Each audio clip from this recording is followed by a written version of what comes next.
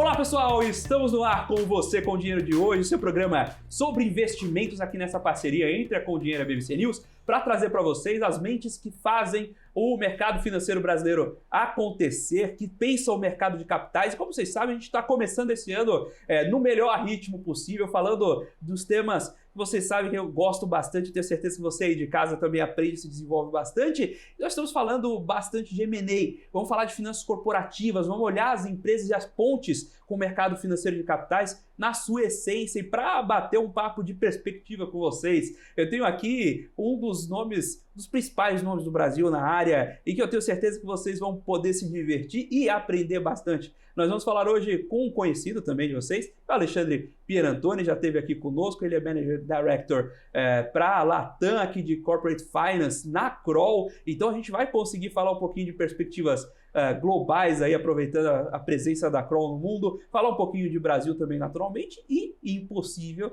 não falar um pouco de perspectivas de M&A também, não é isso, Alexandre? Obrigado pelo convite, Felipe. Vamos falar sobre tudo isso, sim. Acho que é legal contextualizar o Brasil no mundo hoje em dia. Acho que vai ser um grande bate-papo. Até quebrando um pouco da quarta parede, eu tive o prazer de conhecer o Alexandre por causa aqui do Você com Dinheiro. A gente se conheceu aqui nas produções, mas a gente recorrentemente mantém papos aí para oxigenar as ideias, virou um grande amigo aí o Alexandre, e é um prazer imenso poder dividir um pouco desse conhecimento. Vocês não sabem a enciclopédia que tem aqui, mas também bater esse papo com um parceiro, um amigo e um parceiro de negócio. Mais uma vez, muito obrigado, Felipe. Muito obrigado. Vamos começar do maior para o menor. Aproveitar um pouco, a gente teve ano passado aquele evento que pude participar também e ter um pouco dessa perspectiva global para depois falar de Brasil, super interessante. E a gente está num mundo maluco, né? A gente está num mundo de mudança, a gente está discutindo coisas que há muito pareciam pacificadas. Por exemplo, a gente está discutindo, veja só, troca de domínio territorial, né? Em pleno 2025, como é que vocês estão vendo toda essa perspectiva de mundo? E a gente falava de nearshoring ano passado, mas sem pensar que o nearshoring eventualmente podia ser incorporar o país, né? Mas é verdade, é mais near do que a gente que hoje eu tenho chamado de US Shoring. Não é mais nem nearshoring, é US Shoring que a gente vai começar a ver. Como é que toda essa dinâmica, não é nem a mudança de fatos, mas a gente está mudando as coisas que a gente discute, a gente está repensando e rediscutindo coisas que a gente não pensava em rediscutir. Como é que tudo isso vai formando o ano de 2025? Eu acho que é uma excelente pergunta para começar e talvez perguntas que a gente achava que já tinha respondido, né? Eu tenho dito que o 2025 está começando com os mesmos desafios que nós tínhamos ano passado e com mais incertezas. O termo técnico que é isso é o que você acabou de usar, né? Mais maluco. Né? Eu acho que é mais ou menos por aí. Claramente a gente tem um mundo mais incerto e mais imprevisível do que a gente tinha no passado. Né? Eu acho que passa desde o começo aí de você pensar como é que vai ser essa nova gestão Trump, né? E todos os desdobramentos internos dos Estados Unidos, externos e reações. Né? Obviamente você fala assim, não, vai ser o que eu brinquei aqui com você, né, do US Shoring, obviamente uma economia americana voltada para si, né, fortalecendo o investimento local, mas você tem que ver qual vai ser o impacto de toda a questão tarifária que o Trump está querendo colocar, as reações dos países a essas questões tarifárias, porque não vai ser uma coisa que não vai ter uma reação, a questão de imigração, e como que isso vai afetar o mercado de trabalho americano, né? E aí, por consequência, como afeta consumo, inflação, taxa de juros. Você já ouve hoje dizer que o mercado americano eles já não consideram talvez mais reduções, mas assim estabilidade ou até aumento de taxa de juros. Quer dizer, está um mundo muito imprevisível quando você olha que você continua com duas guerras formais, vamos dizer assim, fora uma guerra comercial com China entre Estados Unidos. Então, eu vejo que esse começo de 2025, você ainda não vai ter nem todas as reações, mas você vai ter, vamos chamar assim, as provocações ou as atitudes. Cada ação tem uma reação, cada atitude tem uma consequência. Nós não vamos ver as consequências imediatamente. Então nós temos um mundo, diria eu, em que você, quando olha essa questão interna dos Estados Unidos, vamos pensar primeiro aqui, depois você olha a questão de Europa, né, como Inglaterra, Alemanha também, que está se colocando num momento de transformação necessária para voltar a ter crescimento, como que China vai se portar, tem a questão toda interna também de consumo da China, né? Hoje você está olhando taxas de juros na China muito próximas de zero já, que para estimular um consumo interno, né? Então, acho que tem todas essas questões que ainda nós não sabemos como que elas vão ter os resultados dela. Agora, claramente você vai ter Estados Unidos muito centrado em si, no seu desenvolvimento. Qual é o efeito disso que vai ter na América Latina, pensando já aqui como região, né?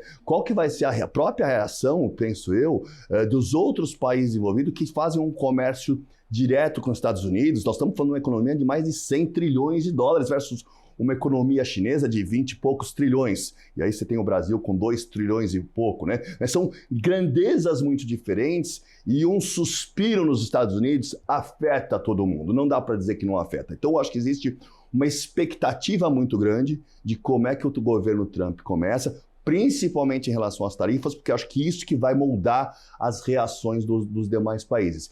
E isso vai provocar, obviamente, do ponto de vista de investimento, né, um impacto no mercado de capitais, no mercado de M&A, né? E acho que você vive hoje essa incerteza, né? Foi o que eu falei, mesmo os desafios, um monte de coisa que eu acabei de falar, a gente já sabia há meses atrás, né? Mas as incertezas de como vão ser, de fato, a implementação dessas atividades e a reação, né? Ações e consequências. Como uma empresa monta uma fábrica, uma planta nova diante dessas incertezas? Ele espera. Acho que a resposta é essa, é o wait and see. Eu acho que isso, a tua pergunta é interessante, porque como? Você espera, né? Então, é o que nós estamos vendo, né? Quando você olha um próprio investidor, seja ele financeiro, seja estratégico, né? Esperando um pouco, ou financeiro, vai para o Porto Seguro. Hoje, o Porto Seguro é juros, né? Não só no Brasil, mas no mundo inteiro, né? Os treasuries também estão subindo, né? Então, você vê uma reação do esperar, do conforto. Por quê? Eu acredito que nos próximos 2, 3 meses nós vamos ter muita novidade, né? Ou confirmação de expectativas, né? De como, principalmente, aí, continuando no panorama global, né? Como vai ser esse novo governo Trump. As primeiras reações, Felipe, quando você olha do ponto de vista de M&A, olhando o nossa atividade, né, tem sido até positivas, porque desde que você teve uma confirmação do governo Trump, a atividade de M&A nos Estados Unidos, mas no mundo, cresceu, né? Tradicionalmente, os anos que você tem inflação no mundo inteiro, em principais economias pensando nos Estados Unidos, a atividade de M&A no país ela é reduzida por causa da própria incerteza, né? Aconteceu nos Estados Unidos esse ano da mesma forma que em outros anos, né? A cada 4, 5 anos. Você tem uma redução até a confirmação. Nessa questão do Trump, né? Você tem um aumento da atividade própria de M&A. E é interessante porque esse governo Trump, né, ainda ficando na questão global, e eu estou focando no Trump, que é ela que vai direcionar muito, é um governo onde o Trump está mais forte, do ponto de vista de controle de Senado e Congresso, né? Em que ele tem um suporte melhor, que você vê empresas aderindo a ideias, né? Você já teve, nós sabemos que a temática de ESG vai ser totalmente revista, né? Do ponto de vista de investimento ou de apoio ao investimento, né? Seja nos discursos, seja na prática. Nós tivemos recentemente vários bancos que saíram de acordos de financiamento com incentivo para temáticas ESG, porque sabem que essa vai ser uma provocação importante para os próximos meses e anos sobre uma gestão Trump. Então, eu acho que além de você ter esse incentivo interno americano, né, você vai ter o impacto dele global, né? A questão da ESG é uma dessa. Nós sabemos que a prioridade do governo Trump não é a temática de environmental, né? Vai ter uma mudança disso, né? Então, você vê que as empresas estão tentando se reposicionar, seja em discurso, seja na parte das big techs, que nós temos visto também,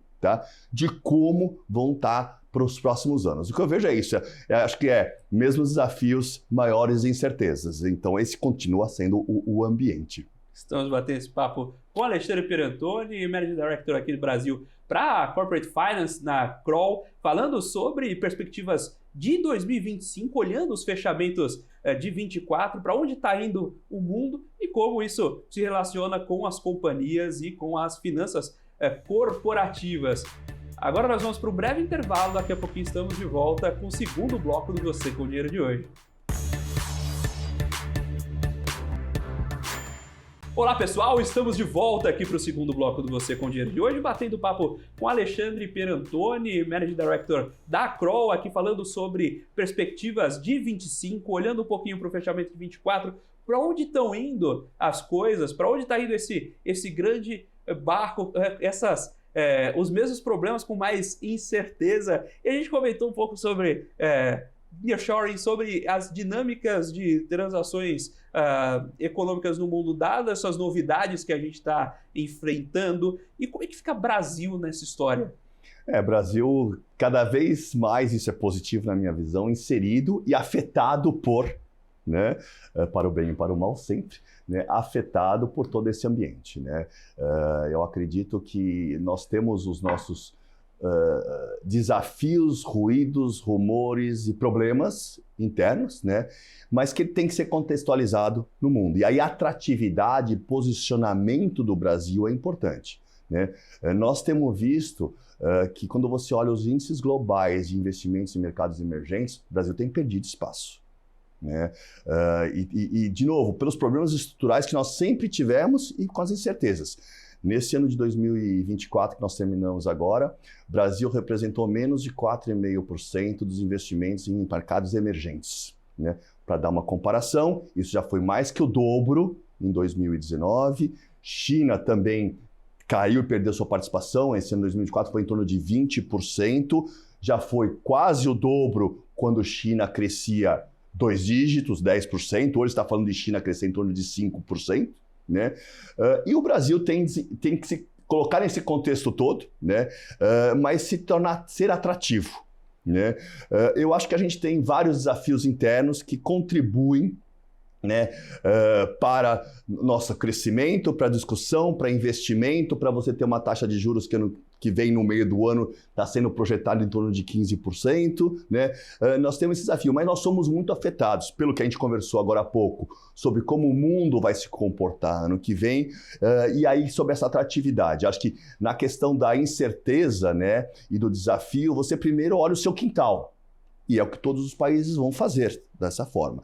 O Brasil tem um ponto positivo, que é de estar, de certa forma, distante dos conflitos, né? Ele não está inserido, né, como, por exemplo, países europeus estão sendo afetados pela guerra da Rússia com a Ucrânia, né? Nós estamos sendo afetados, obviamente, principalmente na questão de commodity, mas nós estamos fora. Agora, quando você olha dos nossos desafios internos, né, eu sempre me preocupo com alguns pontos, Felipe. Acho que o primeiro nós temos aí ainda essa questão de eleição, questão política, né, que se renova a cada 4 anos, que ela agora se renova a cada 2 anos.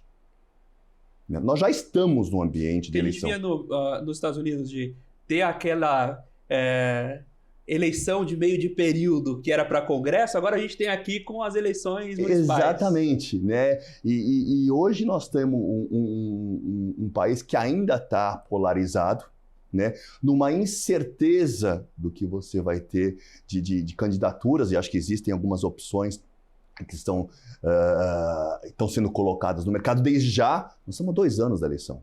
Então você começa, inclusive, necessariamente, ter que governar para a eleição, né? Então eu acho que esse é um ponto que acaba afetando o investidor, né? Esse é um primeiro ponto. Segundo, o meu lado economista me faz sempre me preocupar com inflação, né?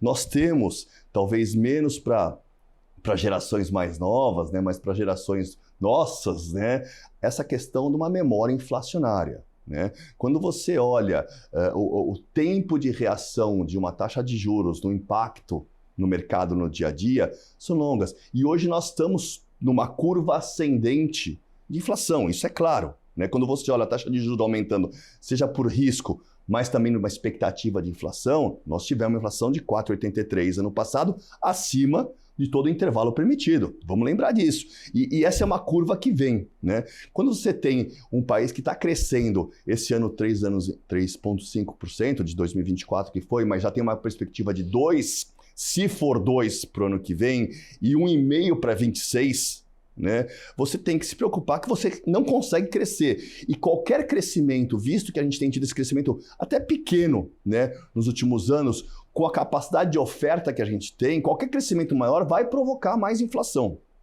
Então, eu acho que a gente tem que ter a preocupação política, né, do ponto de vista de gestão. Nós temos agora a eleição para os presidentes da Casa do Congresso e do Senado, o que acaba afetando toda a composição política de governo. Você está próximo aí a uma pequena, talvez mais resistente reforma ministerial para poder acomodar todos os interesses dos partidos, mas do ponto de vista econômico, né, nós temos que contar com o nosso consumo interno, né? Não dá para pensar muito em mundo quando a gente falou lá fora. Temos que pensar com a questão cambial, né, que não precisamos contar a história de dezembro, né? 7% das nossas reservas foram para segurar uma moeda, não foi para baixar, para segurar um câmbio, né? Quase como secando gelo, foi mais ou menos isso, na minha opinião, né? E isso vai trazer efeito de inflação. Numa situação que empresas, mas também indivíduos, estão endividados. Então, quando você começa a ligar todos esses vasos, né, eu tenho taxa de juros crescente, eu tenho endividamento, eu vou começar a ter rolagem de dívida, né, do pessoa física, mas também das empresas. E o que acontece? Eu seguro investimento, eu seguro consumo. Então, acho que essa é a principal preocupação de Brasil hoje, né? Você tem uma massa de consumo grande, mas muito apoiada ainda por incentivos ou programas do governo, claramente, né? Que vão continuar acontecendo, e aí você começa a entrar na outra parte dessa conversa que é importante, que é a questão do déficit fiscal brasileiro, né? O déficit primário já existe. Quando você coloca os custos de juros que o Brasil vai pagar, e se está aumentando taxas básicas, está aumentando os juros, né? Quando você coloca o Brasil nessa curva de vários países no mundo, o Brasil é apenas o segundo maior com déficit nominal, né, que é o déficit primário menos mais os juros, né, menos os juros negativos aí, mas mais os juros. O Brasil só é o segundo no mundo, né, com esse déficit acumulado.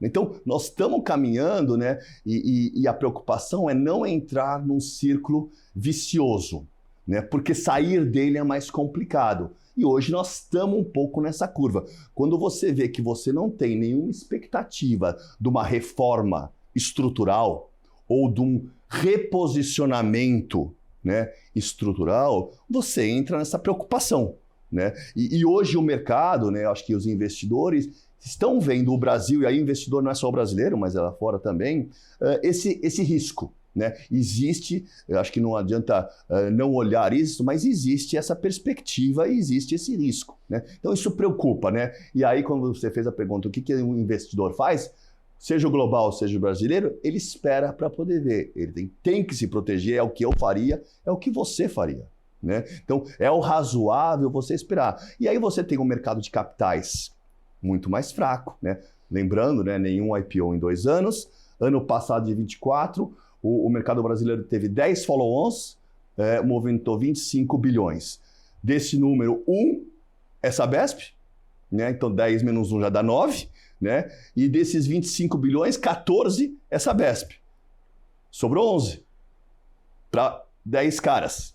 Para 9 caras. Então, você não tem atividade. Isso começa a dar sequência. Para o mercado de capitais ativos, estimula a economia, estimula a atividade de M&A, né? Então, você está ainda um pouco nesse ruído ou ambiente nebuloso, né, do que vai acontecer. Eu acho que, do ponto de vista, olhando de novo de helicóptero, né, tem muito mais preocupação com o que vai acontecer no mundo, né, do que aqui no Brasil, porque aqui a gente continua com os mesmos desafios, né? A incerteza está maior de como o mundo vai se portar. porque eu acho que os desafios aqui são conhecidos e não é de 1 ano, de 2 anos, são de vários anos, né? E nós não estamos vendo de novo nenhuma mudança estrutural. E aí a gente tem um outro canal comunicante aqui, é o seguinte, vamos pensar, arredondando grandes números, dívida pública brasileira em 10 trilhões de reais.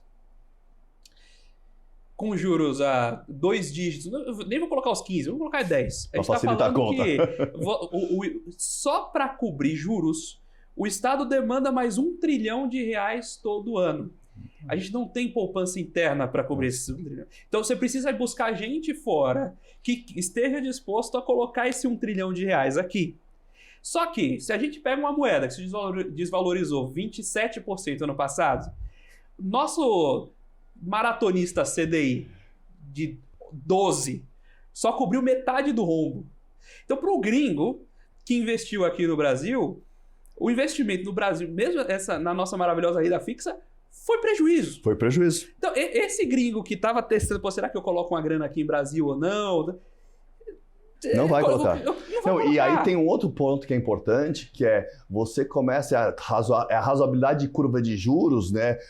Chega a um ponto que não adianta você pagar muito juros. Porque nós estamos nesse momento, tá? Saiu ontem reportagens recentes sobre essa questão de que o governo está aumentando os juros, mas não está conseguindo colocar as notas, porque o cara começa a ter uma questão de credibilidade colocada em risco. Né? Não adianta você estar aumentando isso, e o governo está fazendo isso, mas você não consegue colocar o papel.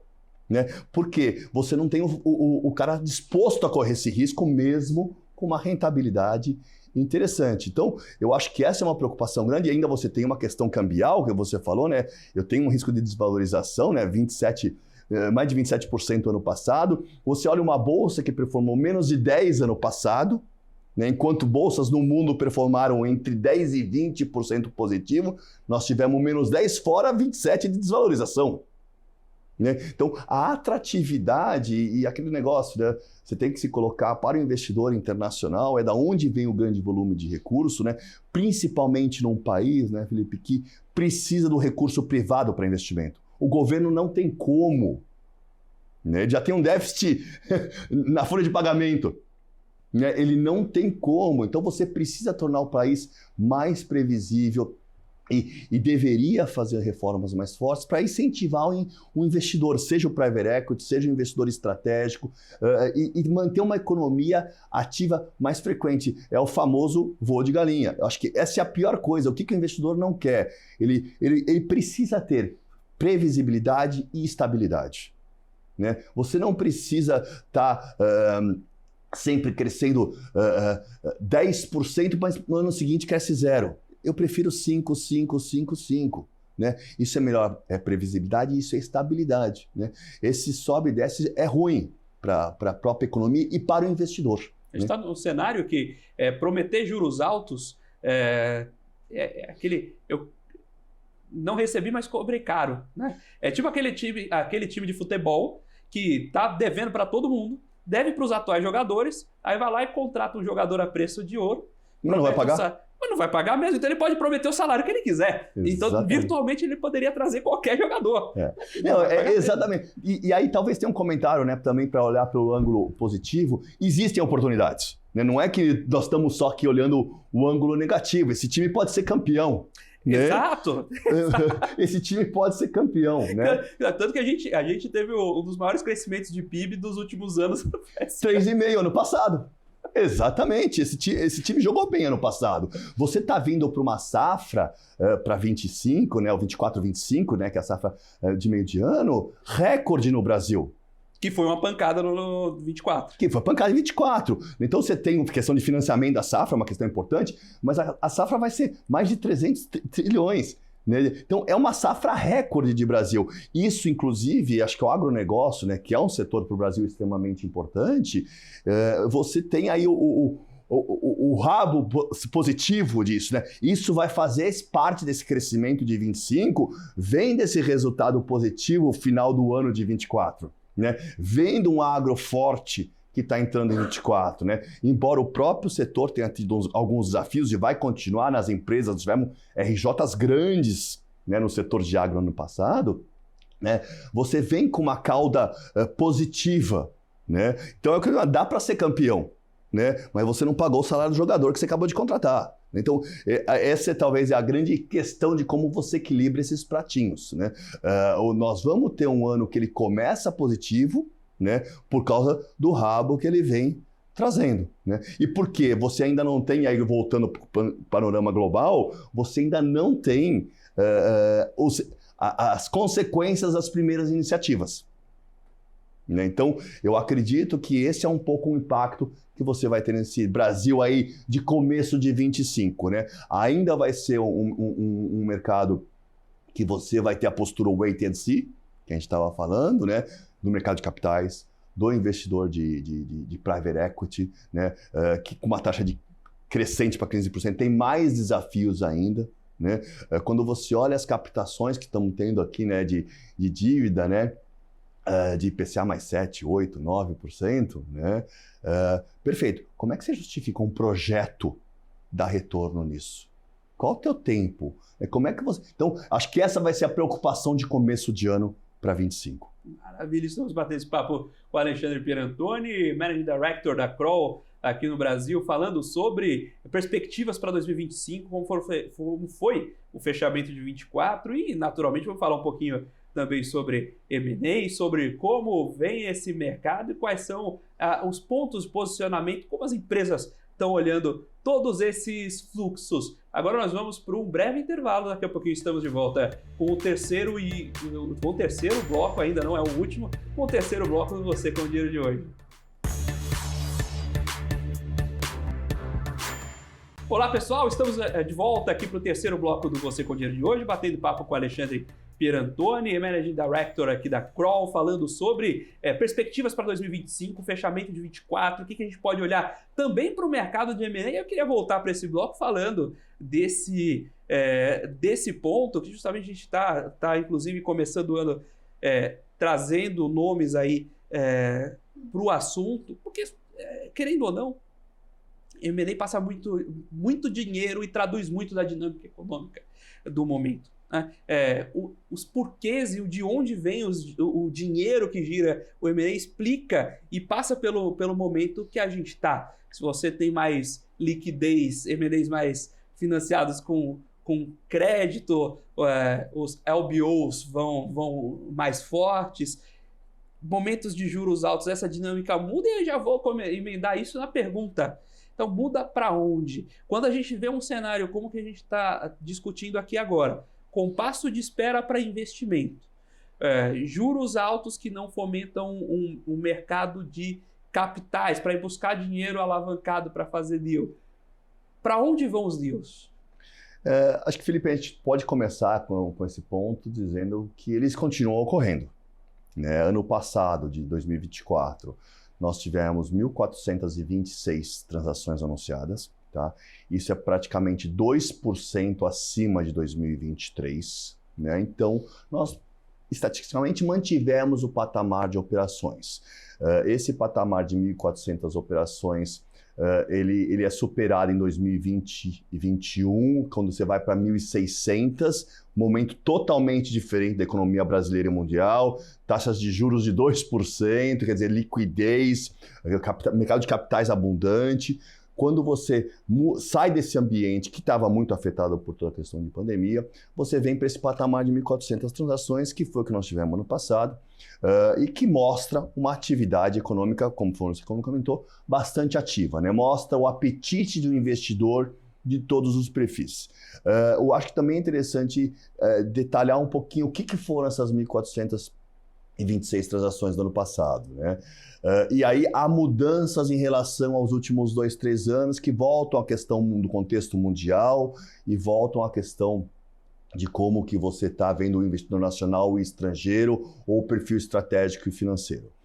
Se você olhar em termos de perfil de investidor, né, estratégico ou financeiro, dessas transações, né, em número de transações, você teve em torno de 67% de perfil estratégico. Ou seja, quem fez mais transação é o investidor que já está no setor ou está na economia, de fato, já investindo. e o resto é o investidor financeiro, que vem no ano passado já sendo testado, né, quando você tem um aumento da taxa de juros, as incertezas. Então o investidor financeiro, de fato, tem um ambiente mais desafiador. Teve ano passado, na minha visão, continuará tendo nos próximos 2 anos, né? Porque, conforme eu estava falando, não tem nenhuma coisa estrutural. Mas existem oportunidades específicas, existem cases muito interessantes de investidor financeiro. A grande preocupação do investidor financeiro, obviamente, é essa instabilidade ou imprevisibilidade, e ele precisa sempre, quando ele entra no investimento, se preocupar com a saída. Quando você tem um mercado de capitais, principalmente, mais restrito ou mais desafiador, bolinha vermelha numa das opções. Você vai ter que sair pelo estratégico ou vender por um outro fundo, que é um instrumento e uma alternativa que vem se consolidando e crescendo no Brasil, embora seja pequena, mas cada fundo na sua fase da empresa.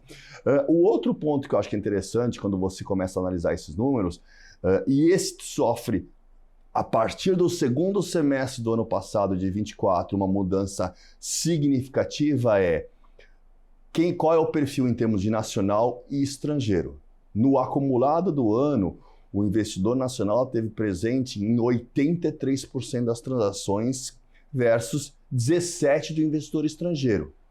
Então, o investidor estrangeiro saiu de Brasil, parou de investir. Quem fez transação no Brasil ano passado como um todo foi o estratégico nacional. Ótimo, né? É o empresário brasileiro vendo oportunidades, porque existem em diversos setores, oportunidades, mas aproveitando para fazer uma consolidação regional, para complementar a carteira de produtos. Mas é quem conhece o país, né? O investimento de fora, claramente, o investimento de fora, se você somar, né, o investimento de fora financeiro, uma redução drástica.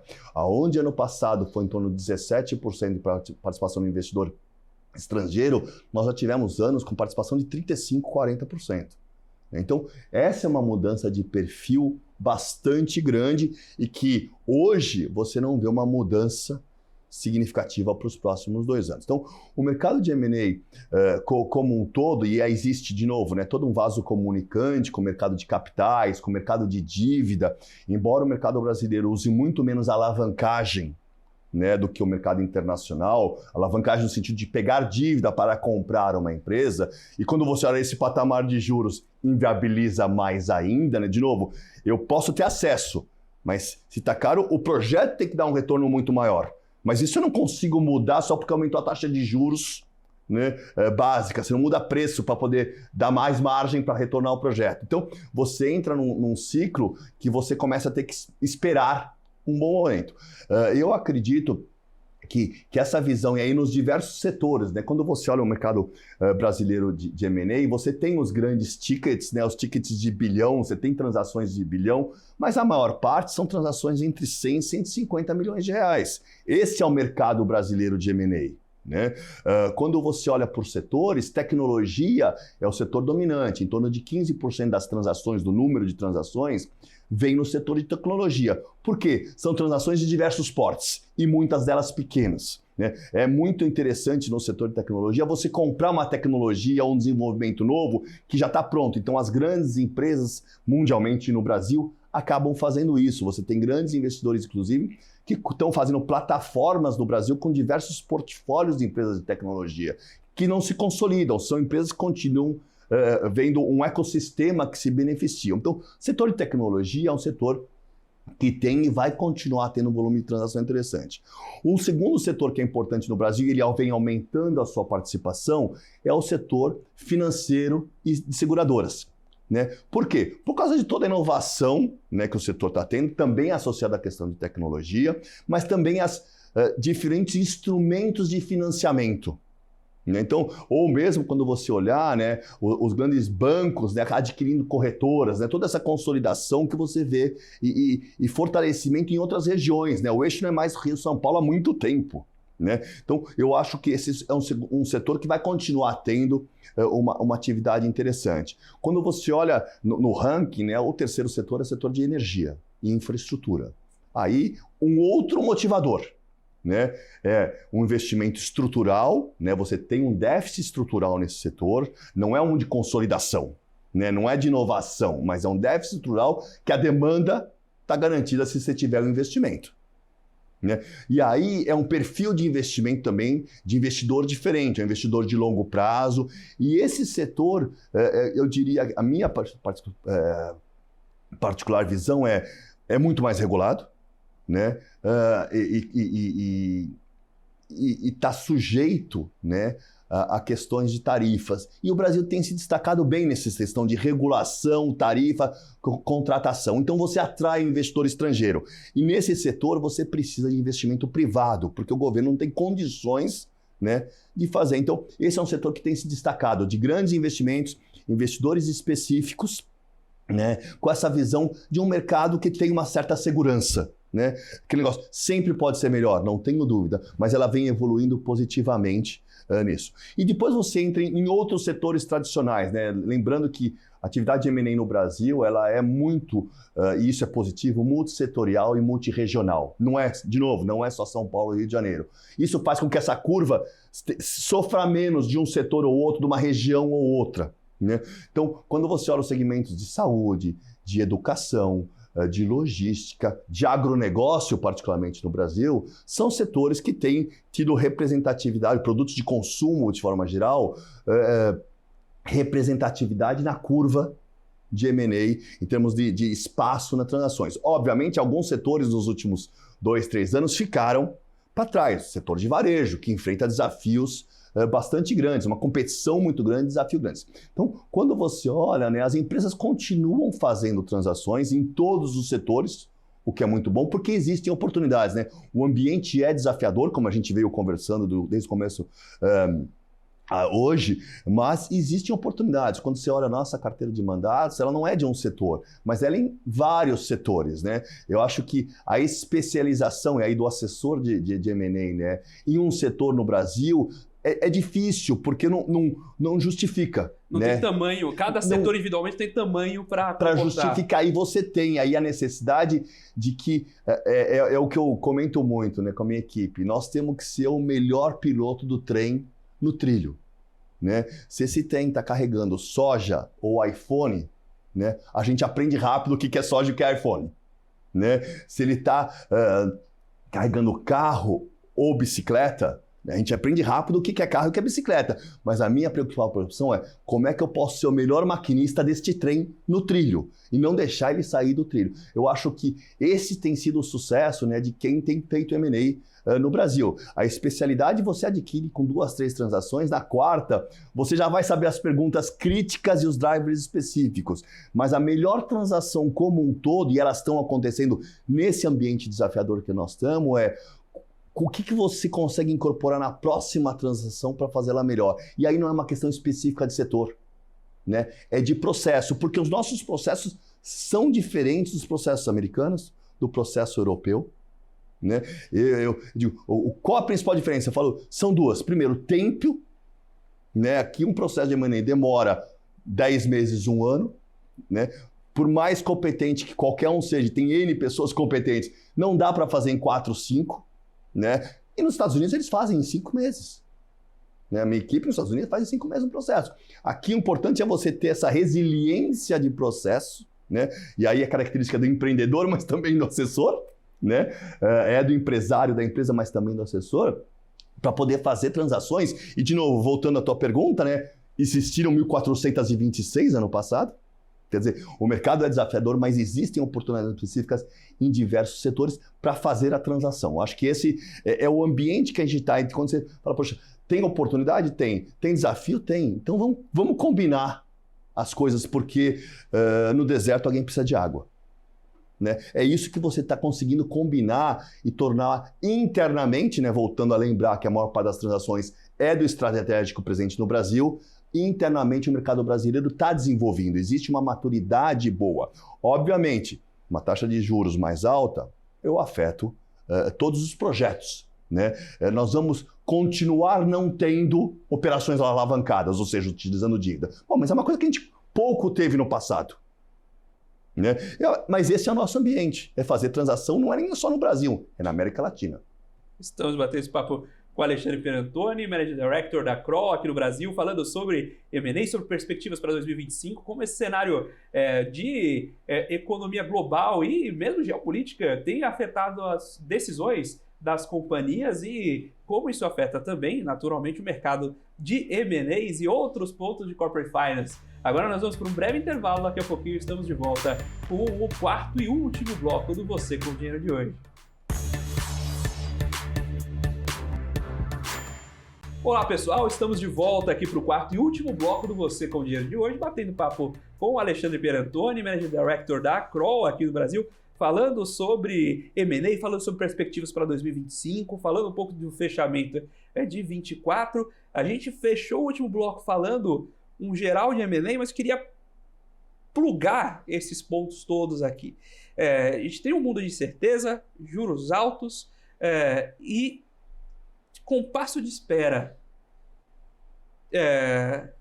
Ao mesmo tempo, você comentou no último bloco justamente que a gente tem mantido o ritmo de número de transações. De onde virão as transações de 2025? Eu acho que, Felipe, embora tenha todos os desafios, existem oportunidades, conforme eu comentei, né, em diversos setores. Né? Seja para consolidação, seja quando você olha uma parte de infraestrutura e energia, de uma demanda estrutural, seja de questões oportunas de regiões para investimentos, seja eventualmente empresas que estão revendo o portfólio de produtos, né, e focando, né, em algumas áreas e se desfazendo de divisões ou atividades. Então, que existem oportunidades, existem transações, com certeza. Né? O ambiente, as transações estão demandando mais tempo, mas em todos os setores, né? E aí falo pela experiência nossa, no nosso dia a dia, você continua tendo atividade. Né? Acho que talvez alguns perfis podem ser agregados à base que vão sustentar, provavelmente, esse patamar de atividade. Tá? Primeiro, claramente, você vai ter um ambiente mais desafiador e você vai ter empresas numa situação mais estressada de dívida, numa situação onde ele necessita de um parceiro para conseguir ficar forte. Né? Não é nem ficar mais forte, para ficar forte. Um segundo ângulo que nós começamos a ver cada vez mais é a colaboração no sentido de estabelecimento de joint ventures, né? Ou eventualmente empresas combinando, né? E aí através de troca de ações, e isso pode acontecer em transações de bilhão, mas em transações menores também, de empresas familiares combinando seus esforços, numa governança maior, inclusive, de troca de ações. Né? Porque você tem um questionamento que todos vão ter de valuation. Né? E hoje, quando você olha os valuations de Brasil, né, que sempre tiveram um desconto de 25%, 30% em relação ao mercado mundial, quando a gente fala de múltiplos principalmente, mas é uma questão de consequência da análise de fluxo de caixa, né, e de risco, você tem valores mais descontados do que eles já foram. Né? Chegando às vezes a ter em alguns setores até metade de múltiplos de EBITDA, como nós gostamos de analisar paralelamente também. Então, você tem essa combinação de se os dois estão descontados, estamos trocando papagaios e cachorros iguais, né? Que valem a mesma coisa. Eu gosto muito dessa parábola, né? Você quer um cachorro de 1 bilhão? Perfeito, me dá 2 papagaios de 500 milhões, né? Nenhum é 1 bilhão, nem o outro são 500. Né? Mas você está numa relação de troca que é o mais importante quando você pensa em combinação. Então, trocas de ações, e a gente está vendo alguns casos que estão sendo discutidos hoje no mercado de grandes empresas, eu acho que daí vem transação, eu acho do distress vem ação e vem claramente do estratégico. Tá? Eu acho que quando você olha a questão de investimentos, inclusive de private equity, tá? Mas também de estratégico, que é onde eu comecei o ponto, investimentos feitos em períodos como o que nós estamos vivendo são os que dão os melhores retornos. Né? Então, essa visão positiva, né? Eu espero, mas tem oportunidade, eu agarro, é o que nós vamos continuar vendo. Né? Eu acredito que muito internamente, né, não vai dar para fazer isso, a não ser nos grandes investimentos ou talvez coisas de infraestrutura. Vários estados têm programas de privatização e eu acho que isso vai continuar atraindo o capital estrangeiro. Tá? Mas no dia a dia o mercado interno mesmo tem condições de manter um nível de atividade M&A, mesmo sem contar com uma bolsa de valores muito ativa. Então, eu acho que a questão de valuation hoje, o mercado brasileiro está muito mais amadurecido do que é um valor, né? O empreendedor ou empresário brasileiro de primeira segunda geração sabe o que é uma avaliação de empresa hoje em dia, né? Eu acho que quando começava lá atrás, tinham dois grandes pontos. Primeiro, não vendo porque vender minha empresa significa que eu estou mal ou estou quebrado. Não, M&A é uma ferramenta de negócio para o dia a dia. Né? Existe um bom momento para você vender um ativo. Uma empresa é um ativo. Né? Então, um carro ou uma empresa são ativos. Existe um bom momento para você realizar isso. Né? Você não vai vender o carro quando ele está quebrado. Pelo contrário, porque aí você não vai receber dinheiro. Você vai vender o carro quando ele está bom. Né? E segundo existe hoje uma percepção de como que se monta valor, como se gera valor de uma empresa muito maior. Então isso faz com que as transações sejam razoáveis, né? Principalmente transações, talvez o que você pode chamar de pequeno, médio porte, onde a realização, né, e conversávamos sobre isso, é uma coisa importante. Então a liquidez é uma coisa importante, né? É não perder oportunidades de liquidez a um valuation razoável, né? A um valuation justo. Eu acho que isso é uma coisa que está saindo do mercado do brasileiro, e é positivo isso, né? Daquela expectativa não fundamentada de valor, né? Eu meio que brinco, se alguém está disposto a pagar um valor absurdo que não tem uma razoabilidade, deixa ele comprar, porque ele não vai conseguir justificar. E aí é um problema futuro de quem comprou, né? A melhor transação é uma versão dentro do valor, parâmetro razoável de valor para os dois lados no momento oportuno. Né? Então, vamos ter transação alavancada? Não vamos ter. Também tivemos poucas até agora, né? Grandes casos. Não tivemos. Por causa do custo de dinheiro do Brasil sempre foi alto, né? E temos uma tendência de acontecendo. Mas a troca de ações, a performance, o prêmio por performance, né? O famoso earnout, né, vai continuar tendo no Brasil. Ele começa a ser cada vez mais forte fora do Brasil, mas para nós aqui no Brasil sempre foi um fator conhecido, né? Por quê? Por causa da instabilidade, né, da baixa previsibilidade. Então existe um amadurecimento, acho que dos diversos ferramentas que você tem, né, que estão trazendo, fazem com que o ambiente de M&A continue existindo. Falando mais um instrumento mais novo no Brasil, mas também a garantia sobre representações de garantia, sobre contingências, né? Isso dá tranquilidade para comprador e vendedor, né? Então, a partir do momento em que você tem tido cada vez um mercado mais maduro, né? E quando você coloca os compradores conhecendo o mercado, os instrumentos de M&A e um processo de M&A, bem, os private equities especialistas, né, em M&A, né? E depois entram com uma equipe normalmente operacional para fazer a operação. Mas acho que quanto mais conhecimento, melhor. Né? Eu penso muito que um M&A tem que ser um processo colaborativo e construtivo. Né? E hoje o mercado brasileiro consegue entender, né, essa posição, pensando até numa mesa de negociação, não é um lado contra o outro, é como é que nós dois conseguimos sair com a melhor transação para os dois, porque senão não há transação. Né? E aí eu acho que o mercado brasileiro tem amadurecido muito nesse sentido. Então, quando você fala qual que é a expectativa, acho que a expectativa tem que ser positiva. Num ambiente que continua desafiador, num ambiente que continua incerto. Né? Então, tem transação para você? Tem. Tem perspectiva positiva? Tem. Talvez um ponto interessante. Vamos conseguir manter ou crescer o número de transações para o ano que vem? Né? Acho que aí nós temos um grande ponto de questão e que eu não tenho a resposta, porque hoje o ambiente ainda está um pouco nebuloso para responder isso. Existem, de novo, desafios conhecidos, mais incertezas. A primeira resposta é, será que a gente vai conseguir manter? Né? Tudo bem, mas se a gente tiver uma queda que está justificada por causa desse ambiente, não é um grande problema.